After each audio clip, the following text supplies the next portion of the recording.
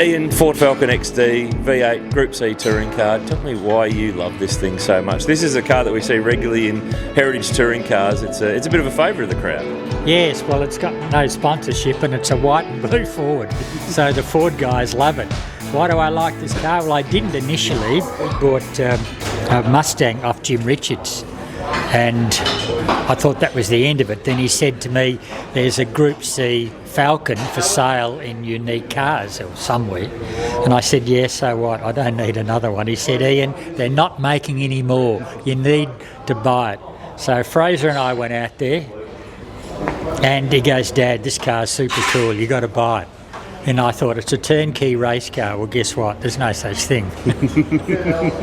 Many thousands of dollars later, we turned it into one. And I was racing a Shelby at the time, not on slick, so it took me a while to learn to drive it because I couldn't work out why the car wouldn't steer. But I was then told by my son, Dad, you have to heat the tyres up so that it steers.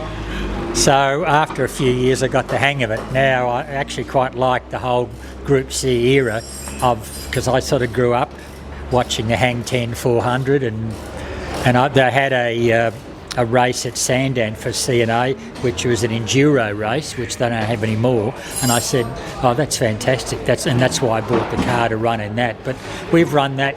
We've run this at Queensland, Morgan Park. We've run Bathurst 2 or 3 times because the car was booked in to run Bathurst with Imrie. And one of the reasons I like the car is that I actually know him because he ran a car with John Goulet, the Saab Chev. So, and he was a privateer, I'm a privateer, so it was perfect. So he signed the dash, not Dick Johnson.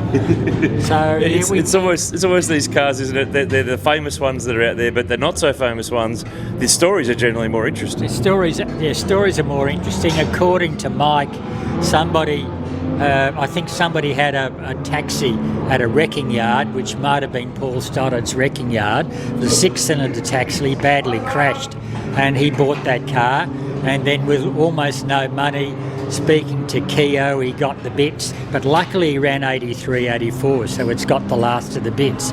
But the other thing with it being a privateer's car, nobody's crawling over it to say which livery, what did you have? No, it's exactly as it was. So I still enjoy driving it.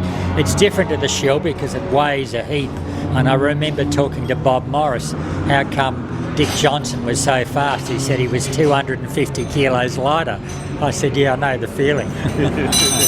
This Winton Festival of Speed has had a great couple of years, and this year's been a boomer. Great weather, big fields, lots of cars, really nice spread. This event is really on the upward trend.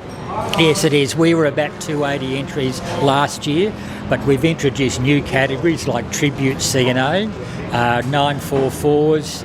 We'll also go and get probably the HQs back again because we need to move forward with historics, and FIA's mandated historics to 2000, so the older cars are falling out, age, lack of money, retirees, nobody buy the car, and we're slowly moving to a more V8 tin top type of meeting. But this year I would say we've got record crowds and record entries, and luckily we've got fantastic weather.